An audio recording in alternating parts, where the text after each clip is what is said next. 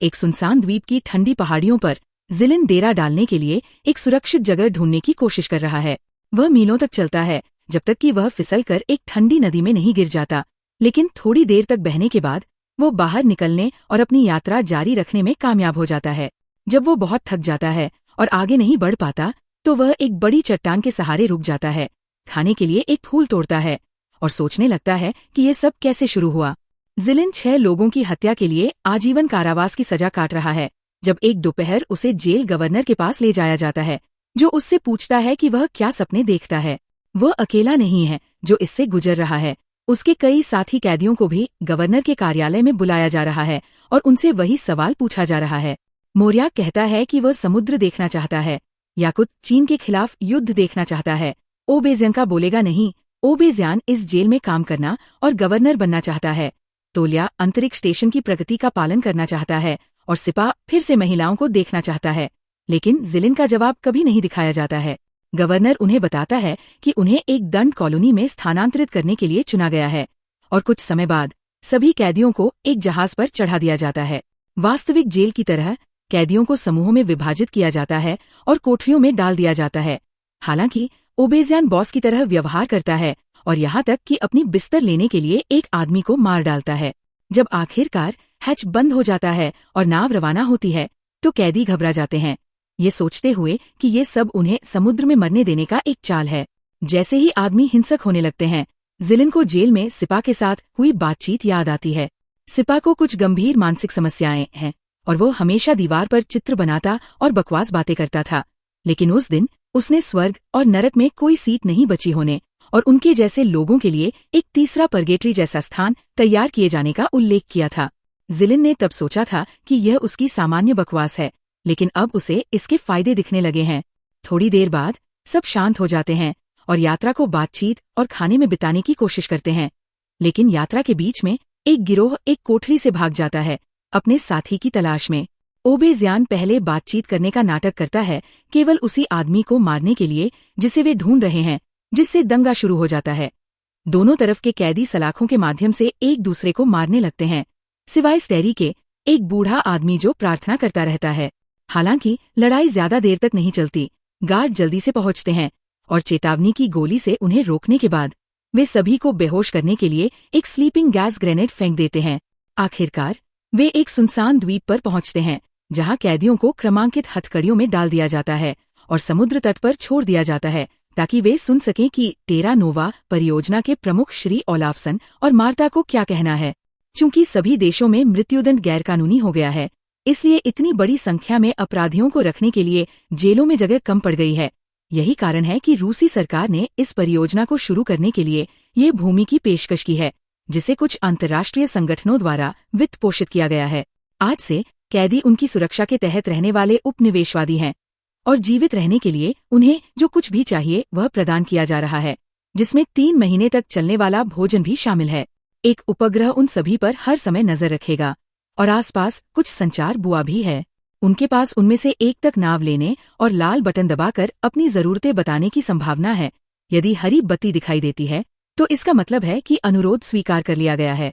ओबेजियन को 24/7 रिकॉर्ड किए जाने का विचार पसंद नहीं है, इसलिए वह विरोध में एक बड़ा पत्थर फेंकता है, लेकिन गार्ड कुछ चेतावनी शॉट्स के साथ उसे जल्दी से पीछे हटा देते हैं।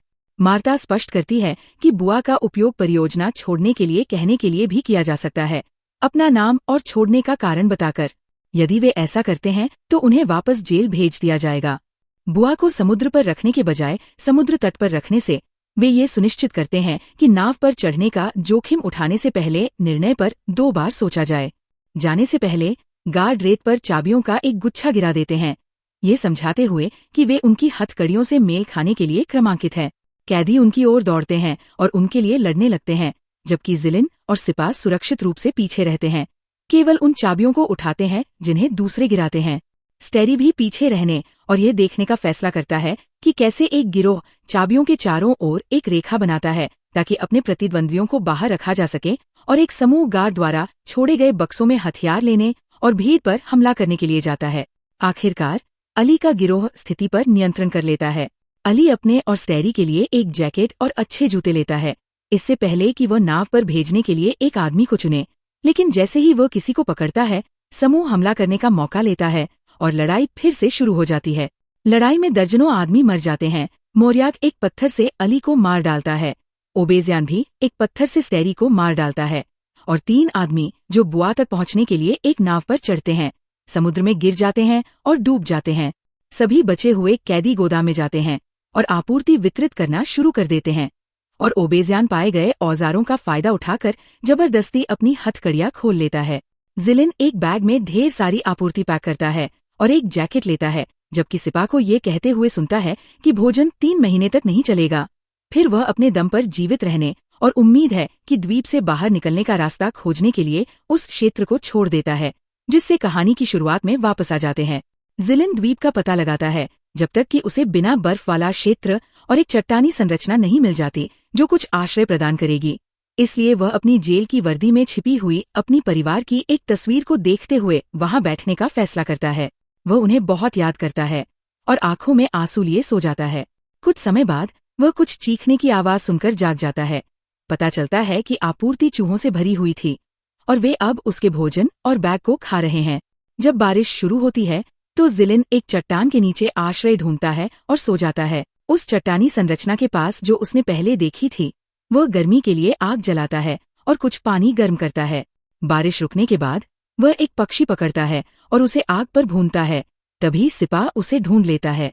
जब वो उससे बातचीत कर रहा होता है तो वह उसकी चाकू चुराने की कोशिश करता है, लेकिन ज़िलिन उसे देख लेता है और वापस ले लेता है। सिपा अपने पास मौजूद कुछ नमक और कुछ मांस के बदले में अपनी मदद की पेशकश करता है, जिसे ज़िलिन स्वीकार कर लेता है। इसलिए सिपा और लकड़ी लेने जाता है और ज़िलिन की चट्टानों पर टंगी हुई परिवार की तस्वीर देखता है, जिससे वह ज़िलिन की पत्नी को एक फ्लाइंग किस देता है। बाद में वे पक्षी को साझा करते हैं और जब वे खाना खत्म कर लेते हैं तो सिपा चट्टान के किनारे तक चलता है, ये समझाते हुए कि वह कूदता नहीं है क्योंकि वह बहुत डरा हुआ है। वह ज़िलिन से पूछता है कि वह भी क्यों नहीं मरता है और ज़िलिन बताता है कि ये उसके परिवार के कारण है। वे मर चुके हैं और वह उनके बगल में दफनाया जाना चाहता है, जो तब नहीं हो सकता अगर वह द्वीप पर मर जाए। दोनों आदमी सो जाते हैं और जब ज़िलिन जागता है तो वह पाता है कि सिपा ने तस्वीर चुरा ली है ताकि वह इसे अपनी अय्याशी के लिए प्रेरणा के रूप में इस्तेमाल कर सके। गुस्से में ज़िलिन उसे पीटता है और उसे चट्टान से धक्का दे देता है, लेकिन सिपा मरता नहीं है क्योंकि वह समुद्र में नहीं गिरता है। वह ठीक नीचे एक पहाड़ी पर गिर जाता है। लेकिन इस असहमति के बाद भी दोनों द्वीप का पता लगाते हुए एक साथ यात्रा करते हैं।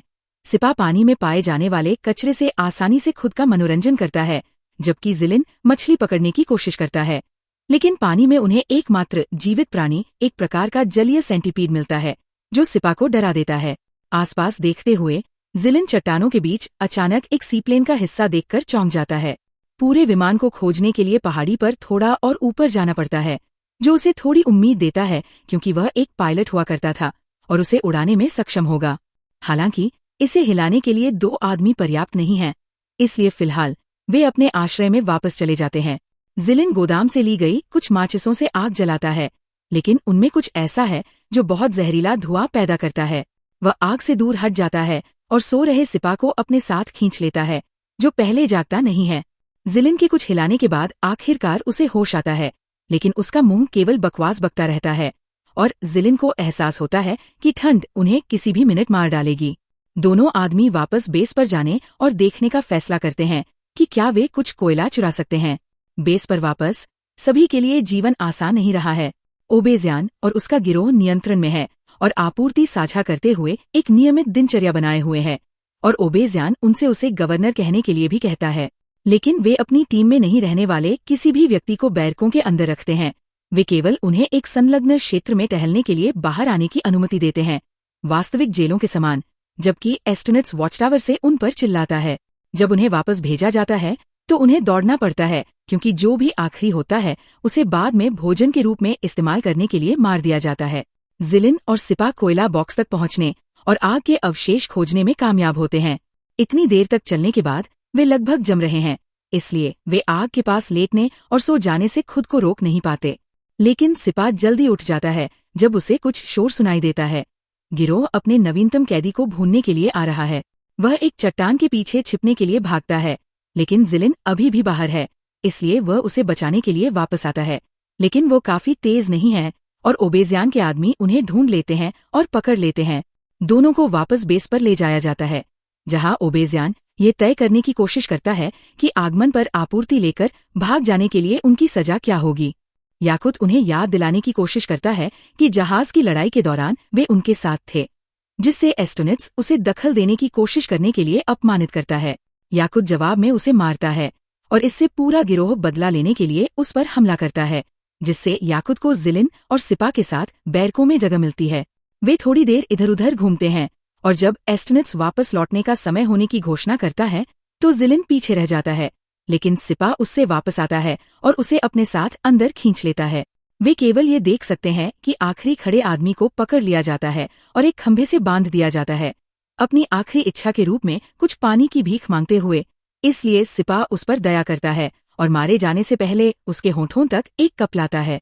बाद में सोने से पहले समूह विद्रोह की संभावना पर चर्चा करता है। वे अनिश्चित है क्योंकि ये खतरनाक हो सकता है, लेकिन श्राम उन्हें विश्वास दिलाता है कि ये कोशिश करने लायक है। अगली सुबह तोल्या ओबेजंकात को दिखाता है कि उसने संभावित चोरों को पकड़ने के लिए अपनी कार्यशाला में एक गुप्त जाल लगाया है। समूह के दैनिक टहलने के बाद एस्टोनिट्स उन्हें सामान्य खेल शुरू करने के लिए वापस अंदर लाने की कोशिश करता है, लेकिन केवल 2 आदमी दौड़ते हैं, बाकी पीछे हट जाते हैं और एक साथ आ जाते हैं, जबकि याकुत उसे चुप कराने के लिए एस्टोनिट्स पर एक पत्थर फेंकता है। जिलिन ओबेजियान के पास जाता है और उसे एक सौदा पेश करता है। अगर वह उन्हें बुआ तक जाने और भोजन मांगने देता है तो वह उसे उस विमान का स्थान बताएगा जो उसे मिला था। ओबेजियान स्वीकार करता है और उन्हें बाहर जाने देने के लिए गेट खोल देता है। जब तोल्या और जिलिन 2 अन्य आदमियों के साथ नाव पर जाते हैं तो ओबेजियान अपने आदमियों से पूछता है कि क्या वे जिलिन के बारे में कुछ जानते हैं, और इस तरह उसे पता चलता है कि वह एक पायलट था, कि उसका परिवार एक विमान दुर्घटना में मर गया और उसे हवाई अड्डे पर राइफल से उड़ान डिस्पैचरों की हत्या करने के लिए जेल हुई थी। इस अपराध को गंभीर भावनात्मक उत्तेजना की स्थिति में हत्या के रूप में वर्गीकृत किया गया था, जिसे ओबेजियान सोचता है कि इसका मतलब है कि जिलिन को दोषी विवेक है। जैसे ही नाव काफी दूर चली जाती है, वह समूह को बैरकों में वापस जाने का आदेश देता है, अपना सौदा रद्द कर देता है। याकुत उनका सामना करने की कोशिश करता है, लेकिन उसे तुरंत मार दिया जाता है। इसलिए ओबेजियान एक और आदमी को पकड़ लेता है और खेल फिर से शुरू होने की घोषणा करता है। समूह केवल बैरकों में वापस भाग सकता है क्योंकि लड़ाई एक बहुत बुरा विचार होगा, क्योंकि ओबेजियान के आदमी हथियारबंद है। इस बीच समुद्र में नाव से एक आदमी गिर जाता है, लेकिन वे उसे समय पर पकड़ लेते हैं और वापस खींच लेते हैं। तोल्या बुआ तक पहुंचता है और मदद मांगता है, लेकिन वह टूटा हुआ है और उसके उपकरण भी मदद नहीं करेंगे। वे किनारे पर वापस जाते हैं और जिलिन ओबेजियान को बताता है कि खाना रास्ते में है, लेकिन ओबेजियान उस पर विश्वास नहीं करता क्योंकि पुष्टि की हरी बत्ती नहीं थी। तोल्या उसे विमान के अस्तित्व की याद दिलाता है, लेकिन ओबेजियान को भी विश्वास नहीं है कि ये सच है। लेकिन ये ओबेजियंका को एक की तरह अपनी बाहों को खोलकर घूमने के लिए प्रेरित करता है। ओबेजियान को ये विचलित करने वाला लगता है और वह उसे गर्दन से पकड़ लेता है। इसलिए तोल्या पीछे से उस पर हमला करने और उसे मारने का मौका लेता है। उसके समूह के 2 अन्य सदस्य अमूरबेक और अर्जानोव अपने गिरोह के बाकी लोगों को मार डालते हैं और एस्टोनिट्स को भागते हुए देखते हैं, इससे पहले कि वे उसे भी पकड़ सकें। वे जिलिन से पूछते हैं कि आगे क्या करना है, और वह उनसे बैरकों से पुरुषों को मुक्त करने के लिए कहता है, क्योंकि वह कसम खाता है कि खाना आ रहा है और उन्होंने बस रोशनी नहीं देखी क्योंकि वह टूटी हुई थी। पुरुषों को इस पर संदेह है और उसे याद दिलाते हैं कि अब उनके पास बाद में खाने के लिए बहुत सारे शव हैं, लेकिन तोल्या सोचता है कि उन्हें दफनाया जाना चाहिए। जिलिन उसे विमान के बारे में भी याद दिलाता है, इसलिए अमूरबेक और अर्जानोव आखिरकार मान जाते हैं। वे कैदियों को मुक्त करते हैं और उन्हें बताते हैं कि वे भोजन आने के लिए कुछ दिन इंतजार करेंगे, लेकिन वे अब एक दूसरे को भोजन के रूप में इस्तेमाल नहीं करेंगे। इसलिए सभी को शांत रहने और सहयोग करने की आवश्यकता है। वे विमान को बचाने के लिए एक समूह भी भेजेंगे, जिसे वे एक हैंगर में रखेंगे, जिसे वे बनाएंगे और बाद में भागने के लिए धीरे धीरे मरम्मत करेंगे। अचानक सिपा अपनी योजनाओं में बाधा डालता है और दावा करता है कि कोई उपग्रह नहीं है, जबकि रेत और 3 शवों का उपयोग करके एसओएस संदेश लिख रहा है। कुछ समय बाद एस्टोनिट्स बेस पर लौटता है और नए नियमों के कारण जो कहते हैं कि उन्हें शांति बनाए रखने की आवश्यकता है, वे फिलहाल उसके द्वारा किए गए अत्याचारों को अनदेखा करने और फिर भी उसके साथ अपना भोजन साझा करने का फैसला करते हैं। जिलिन पुरुषों के एक समूह को विमान की ओर ले जाता है और जब वे देखते हैं कि वह सच कह रहा था तो उनका मूड बहुत बढ़ जाता है। साथ मिलकर वे इसे आसान परिवहन के लिए अलग करते हैं और टुकड़ों को वापस बेस पर ले जाते हैं। आखिरकार मार्ता कई गार्डों के साथ द्वीप पर पहुंचती है। वे पुरुषों को दूर रखने के लिए गैस का उपयोग करते हैं, लेकिन वे जिलिन को उससे बात करने और उनके द्वारा अनुरोधित चीजों की सूची पर चर्चा करने की अनुमति देते हैं। वो भ्रमित है कि वे गैस क्यों मांग रहे हैं और वह बताता है कि ये जनरेटर के लिए है जो पवन चालित होने वाले हैं, लेकिन ध्रुवीय रात के दौरान काम नहीं करते हैं। सच में वे विमान के लिए गैस चाहते हैं। जिलिन ये पूछने का मौका लेता है कि उन्होंने सिपा के एसओएस संदेश का जवाब क्यों नहीं दिया, और मार्ता बताती है कि उनका उपग्रह अवरक्त प्रकार का है, वे गर्मी देखते हैं, इसलिए वे लोगों और स्टोव का पता लगा सकते हैं, लेकिन शब्दों का नहीं। वह यह भी जानना चाहती है कि कुछ दिन पहले लोग बेस से इतनी दूर क्या कर रहे थे, और वह उसे बताता है कि वे मछली पकड़ रहे थे। वे उस पर विश्वास नहीं करते क्योंकि उस क्षेत्र में कोई मछली नहीं है, इसलिए वह फिर से झूठ बोलता है और उन्हें बताता है कि वे उन सेंटीपीड जैसे प्राणियों को खा रहे हैं, जिसे वह बहुत चौंकाने वाला पाती है। वे यह भी जानना चाहते हैं कि मूल 206 उपनिवेशवादियों में से कितने बचे हैं, जिसे जिलिन संदिग्ध पाता है क्योंकि उन्हें अपने उपग्रह से बताने में सक्षम होना चाहिए। वह उन्हें बताता है कि 87 बचे हैं और कई बीमार हैं, लेकिन कोई भी परियोजना को छोड़ना और जेल वापस नहीं जाना चाहता है। जिलिन के जाने से पहले मार्ते उसे बताता है कि उसे एक व्यक्तिगत अनुरोध का अधिकार है, इसलिए वह उसे कुछ कागजात देता है जिसमें समूह को अच्छी तरह से प्रदान करने के लिए कहा जाता है। गार्डों के नई आपूर्ति छोड़ने के बाद जिलिन और उसके आदमी हैंगर में छिपे हुए विमान में गैस का प्रयास करते हैं और खुशी से पुष्टि करते हैं कि ये काम करता है। बाद में वे अमेरिकी कैदियों के एक नए समूह को आते हुए देखते हैं जब गार्ड और मार्ता द्वीप छोड़ देते हैं। इन कैदियों का भी एक नेता है, एक बहुत बड़ा आदमी जिससे जिलिन हाथ मिलाने की कोशिश करता है। वह आदमी हाथ नहीं मिलाता, वास्तव में वह जिलिन को मारता है, जिससे दोनों पक्षों के बीच लड़ाई छिड़ जाती है। मुठभेड़ क्रूर है और कोई भी मारने में संकोच नहीं करता है, इसलिए सिपा जिलिन को अपने साथ खींचकर कार्यशाला में छिपा देता है। एक अमेरिकी उनका पीछा करने की कोशिश करता है, लेकिन वह तोलिया के जाल में गिर जाता है और तुरंत मर जाता है। अर्जानोव अमेरिकी नेता के खिलाफ जाता है और हार जाता है, लेकिन इससे पहले कि उसे मारा जा सके, अमूरबेग बीच में आता है और बड़े आदमी को मार डालता है क्योंकि उनके आसपास की इमारतें आग पकड़ लेती है। ये सब परियोजना के प्रमुखों द्वारा देखा जा रहा है। जब उन्हें एहसास होता है कि स्थिति आखिरकार नियंत्रण से बाहर हो गई है और कॉलोनी के 40% से अधिक लोग मारे गए हैं, तो मार्ता केंद्रीय कार्यालय को फोन करती है और उसे कोड नेकेड आइलैंड के साथ आगे बढ़ने के लिए कहा जाता है, जो द्वीप पर कई गार्ड भेजता है, जो मार्ता के जिलिन के पत्रों को जलाने के दौरान सभी बचे हुए कैदियों को गोली मार देते हैं।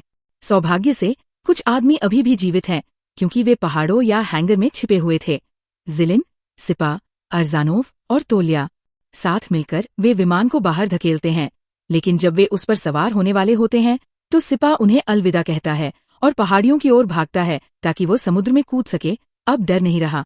बाकी तीनों विमान में चढ़ते हैं और जिलिन इसे सुरक्षित रूप से उड़ाने में कामयाब होता है। हालांकि गार्ड रास्ते में उन पर गोली चलाते हैं। उसके 2 साथी मर जाते हैं, लेकिन जिलिन को गोलियां नहीं लगती हैं, इसलिए वह अपनी आजादी में उड़ जाता है।